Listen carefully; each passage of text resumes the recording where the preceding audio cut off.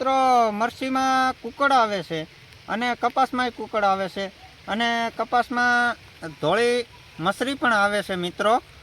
તો તમે જોઈ શકો છો. તો આપણે એમાં દવાનો કઈ રીતે છંટકાવ કરવો અને કઈ દવા વાપરવી.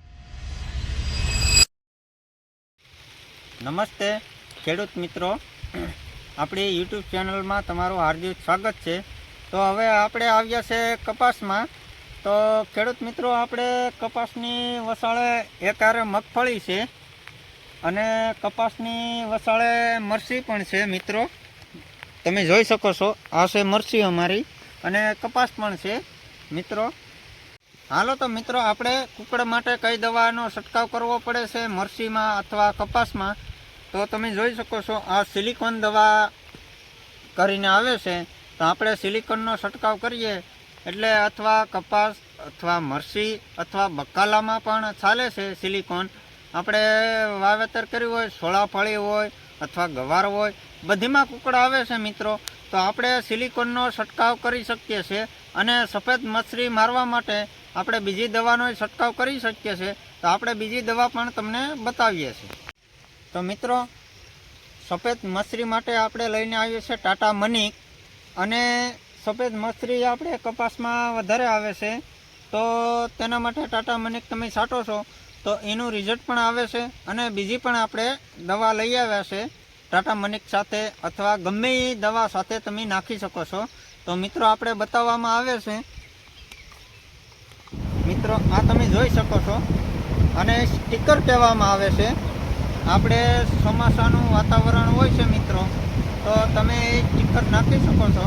તો સ્ટીકર નાખવાથી આપણે 2-2.5 કલાક સુધી કપાસ હોય, મરસી હોય અથવા બકાલું હોય કે મગફળી હોય, ગમે તેમાં મિત્રો તમે આ નાખી શકો છો સ્ટીકર.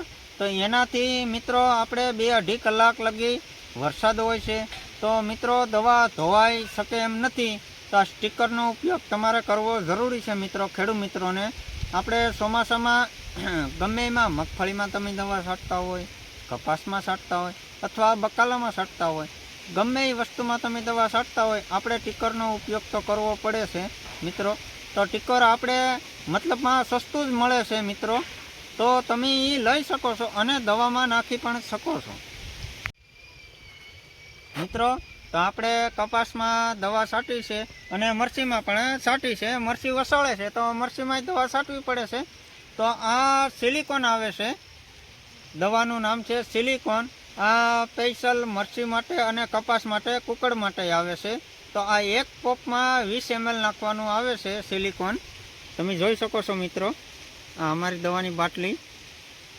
તો એ આપણે નાખી છે. અને બીજા નંબરમાં કે આપણે આવે છે ટાટા મનિક.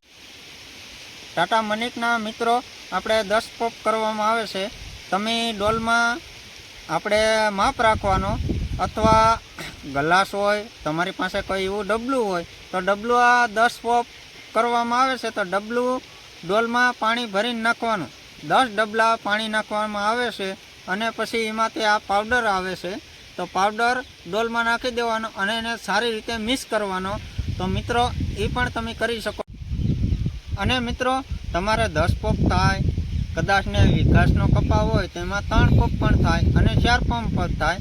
અને 2 વીઘાનો કપાસ હોય મિત્રો તો તમે 10 પોપ કરી શકો છો. તો એ રીતે બધું મિક્સ કરવાનું. આ 7 પોપમાં દવા ચાલે છે અને 5 પોપમાં ચાલે અને 10 પોપમાં ચાલે છે મિત્રો. અને આપણે વરસાદનું વાતાવરણ હોય મિત્રો, તો મિત્રો તમારે પણ કપાસ હોય, મગફળી હોય, એમાં તમારે દવાનો છંટકાવ કરવો હોય તો તમે સ્ટીકર પણ નાખી શકો છો. સ્ટીકર પોપે 5 ml નાખવામાં આવે છે મિત્રો અને એનું રિઝલ્ટ સારું છે. અને દવા પાંદડે ચોંટાડી રાખે છે મિત્રો. 2-2.5 કલાક લગી દવા ચોંટાડી રાખે છે. તો આ વિડીયો તમને સારો લાગ્યો હોય, લાઈક, શેર અને કોમેન્ટ ને સબસ્ક્રાઈબ કરવાનું ભૂલતા નહીં. અમારી ચેનલ ખેડૂતની દુનિયા 1151.